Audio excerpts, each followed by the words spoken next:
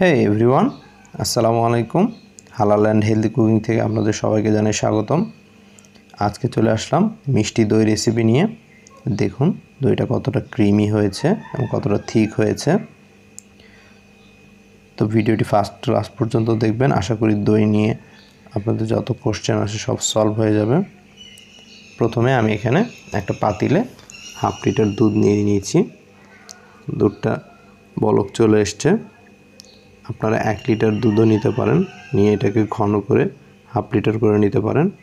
তো আমি এখানে একটু শর্টকাট ইউজ করছি। তা আমি ওই দুধের সঙ্গে 1 প্যাকেট গুঁড়ো দুধ ইউজ করছি। মিনি যে গুঁড়ো দুধের প্যাকেটগুলো পাওয়া যায় 20 টাকার, সেগুলো ইউজ করছি।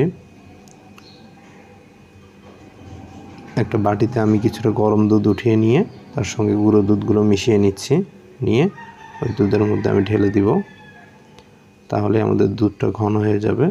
আর আপনাদের দুধটা যতটা ঘন হবে আপনাদের দইটাও তত পারফেক্ট এবং ক্রিমি হবে এবং সেটা থেকে পানিও কম ছাড়বে।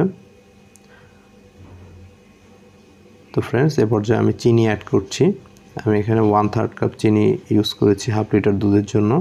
আপনারা আপনাদের স্বাদ মতো চিনিটা বাড়িয়ে বা কমিয়ে ইউজ করতে পারেন। তো চিনিটা যত কম ইউজ করবেন ততই ভালো। এতে করে স্বাস্থ্যকর হবে এবং দইটা জমতেও সাহায্য করবে। খুব বেশি চিনি দিলে দইটা কেন জানি জমতে চায় না। তো এই পর্যায়ে আমাদের দুধটা অলরেডি রেডি হয়ে গেছে। ওটাকে একটা সাইডে রেখে দিয়ে আমরা একটু ক্যারামেল করে নিব মিষ্টি দইয়ের কালার আনার জন্য। এটা অপশনাল, আপনার ঝামেলা এড়িয়ে মিষ্টি দই করতে চাইলে এভাবে ক্যারামেল করার কোনো দরকার নেই। যদি কালার না করতে চান আর যদি দোকানের মতো কালার করতে চান তাহলে অবশ্যই এভাবে ক্যারামেল করে নেবেন। 3 টেবিল চামচ চিনির ভিতরে আমি 2 টেবিল চামচ পানি দিয়ে এভাবে সুন্দর একটা ক্যারামেল করে নিয়েছি এবং ক্যারামেলটাকে খুব বেশি নাড়াচাড়া করবেন না। দেখুন এরকম একটা গোল্ডেন কালার চলে আসলে তখন আমি যে রান্না করে রাখা দুধ ছিল সেখান থেকে কিছুটা দুধ দিয়ে ক্যারামেলের সঙ্গে মিশিয়ে নিচ্ছি। দুধটা প্রথমে যখন আপনারা ক্যারামেলের সঙ্গে দিবেন প্রথমে একটু ক্যারামেলগুলো দলা পাকার মতো হবে, এতে ভয়ের কোনো কারণ নেই। আস্তে আস্তে ক্যারামেলটা আবার দুধের সঙ্গে মিশে যাবে। তো দেখুন ফ্রেন্ডস, কত সুন্দর গোল্ডেন একটা কালার চলে আসছে আমাদের দুধের মধ্যে। এখন এই পর্যায়ে আমরা দুধটাকে ঠান্ডা হতে দিব। এখন এখানে একটা বাটিতে আমি টক দই নিয়ে নিচ্ছি 3-4 টেবিল চামচ। নিয়ে এটাকে একটু স্ম্যাশ করে একটু ভালোভাবে মিশিয়ে নিচ্ছি যেন দইয়ের মধ্যে কোনো দলাভাব না থাকে, যেন দুধের সঙ্গে দইটা খুব প্রপারলি মিক্সড হতে পারে। দইয়ের বানানোর আসলে কোনো রকেট সায়েন্স নেই। তো ফ্রেন্ডস, চুলায় একটা হাঁড়ি বসিয়ে তার মধ্যে একটা কাপড় দিয়ে আমি একটা মাটির পাত্র বসিয়ে দিয়েছি। দিয়ে এর মধ্যে আমি দুধটা ঢেলে দিয়েছি। দিয়ে আঙ্গুলের সাহায্যে আমি চেক করে দেখলাম যে দুধটা পর্যাপ্ত ঠান্ডা হয়েছে কিনা।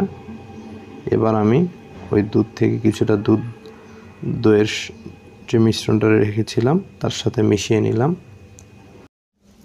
দইয়ের আসল রকেট সায়েন্সটা এখানেই। দুধের তাপমাত্রা আঙ্গুল সহনীয় পর্যায়ে আসলে তবেই কেবল দইটা এর মধ্যে দিতে হবে, নতুবা দইটা ফেটে যাবে, দুধটা ফেটে যাবে। আবার খুব বেশি ঠান্ডা অবস্থায় দিলেও দই জমতে যাবে না। তো দেখুন ভিউয়ার্স, এখন আমি দইয়ের মিশ্রণটা দুধের মধ্যে ঢেলে দিলাম। দিয়ে একটা ঢাকনা দিয়ে ঢেকে উপরে একটা কাপড় দিয়ে দিচ্ছি। দিয়ে তারপর আরেকটা ঢাকনা দিয়ে ঢেকে এটাকে এমন একটা সিচুয়েশনে আনতে হবে যেন এর ভিতরে দুধের তাপমাত্রা যেন বাইরে বেরিয়ে আসতে না পারে। এবং এই হাঁড়িটাকে আমি 4-5 মিনিট একটু লো হিটে হিট করে নিয়েছি। ফিরে আসছি 4-5 ঘন্টা পর। দেখুন ফ্রেন্ডস, 4 ঘন্টা পর আমার দইটা কীভাবে পারফেক্টলি জমেছে এবং একটুও পানি ছাড়েনি। তো রেফ্রিজারেটরে আমি দই রেখেছিলাম কয়েক ঘন্টার জন্য দইটা। এখন আপনাদেরকে সার্ভ করে দেখাচ্ছি এটা কতটা ক্রিমি হয়েছে।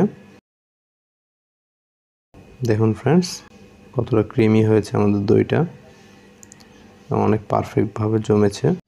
তো বাসায় অবশ্যই আপনারা একটু ট্রাই করবেন। আমাদের ভিডিওটা ভালো লেগে থাকলে অবশ্যই লাইক, কমেন্ট এবং শেয়ার করে দিবেন। পাশে থাকা বেল বাটনটি প্রেস করে দিবেন। আজ এই পর্যন্তই। আসসালামু আলাইকুম।